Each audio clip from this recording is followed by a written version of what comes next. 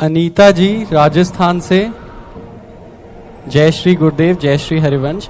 2 वर्ष पूर्व मेरे पति का देहवासन हो गया है। वे और मैं सत्संग प्रेमी ही थे। अब मेरे मन में उनकी स्मृति बनी रहती है, जो नाम जप में मन नहीं लगता। मैं क्या करूं?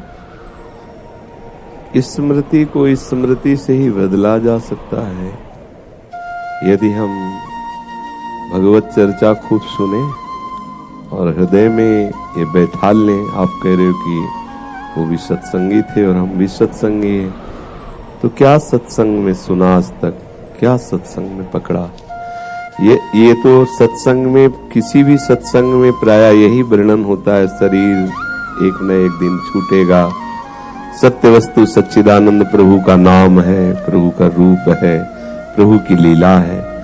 तो हम शरीर छूटने के पहले ही ये बात स्वीकार कर लें कि ये सब जाएंगे, आज नहीं तो कल जाएंगे।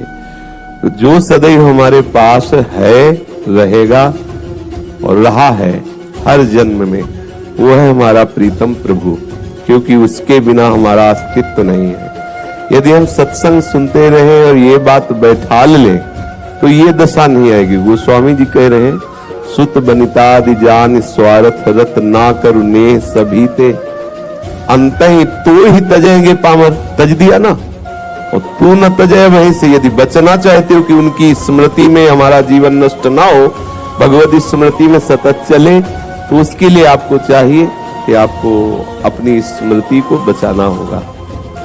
यस्य स्मरण मात्रेण जन्म संसार बंधनात् विमुच्यते नमस्तस्मै विष्णुवे प्रभु विष्णुवे। जिनका एक स्मरण मात्र संसार से मुक्त कर देता है, ऐसे प्रीतम प्रभु को तो अपना प्रीतम माना नहीं, नाशवान शरीर को प्रीतम माना, तो उसी की स्मृति बसी हुई है। अब हम अपने मन में बैठा लें कि हमको भगवत स्मृति करनी है, वो सब झूठा संसार का संबंध है, ये मानना पड़ेगा, तभी होगा। जब अंदर बैठा लोगे कि वो झूठा है, थोड़ा बार बार ये बात लाओगे, वो झूठे पति हैं। सच्चे पति तो श्री कृष्ण है, प्रभु हैं, तो भी धीरे धीरे स्मृति आएगी।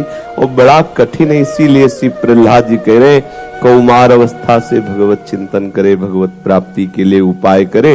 अब जैसे आपकी अवस्था है ना, इतना जीवन व्यतीत हुआ पीछे आसक्ति में, अब लड़ना बड़ा कठिन हो रहा है, क्योंकि हमारी इंद्रियां, मन, बुद्धि सब राजी हो गए कि ये सत्य संसार है। अब उससे झूठा करके प्रभु की तरफ लगना बड़ा कठिन हो रहा है। इसलिए अगर सरल भाव में हम कहें तो शरणागति सर्वश्रेष्ठ है। अगर ना भी स्मरण रहे, और ये बात एक बार हृदय में बैठा लो कि जैसी भी हूं, हे प्रभु आपकी हूं। प्रभु हो सकता है हम भूल जाएं आपको, लेकिन आप मुझे न छोड़ना है। हृदय से बात अंदर बैठा लो, तो ये अंतर की बात आपके हृदय में स्मृति जागृत कर देगी। गोस्वामी जी कह रहे ना, बिगड़ी जन्म अनेक किया भई सुधरे आज। तो ये स्वीकृति आपको करनी होगी, इसमें किसी का सहयोग काम नहीं करेगा। ये स्वीकृति आपको, आपकी स्वीकृति से ही आपका कल्याण होगा। संत सदगुरुदेव शास्त्र आपको उपदेश करेंगे, लेकिन स्वीकृति आपकी होगी। जितना उपदेश हुआ आप अस्वीकार कर दे तो उसका कोई प्रभाव नहीं रहेगा। स्वीकृति आपको करनी है, तो आप स्वीकृति करें, तब आप स्मरण मार्ग में आएंगे। जिससे प्यार किया जाता है, सबसे पहली शुरू होती है उसकी याद।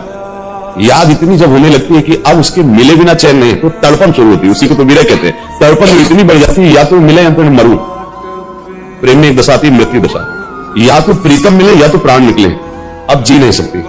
बस उसी समय भगवत साक्षात्कार हो जाता है। अब ये प्रश्न कि उनका नाम उनके अपनी है, कहां अनुभव कर पा रही हो?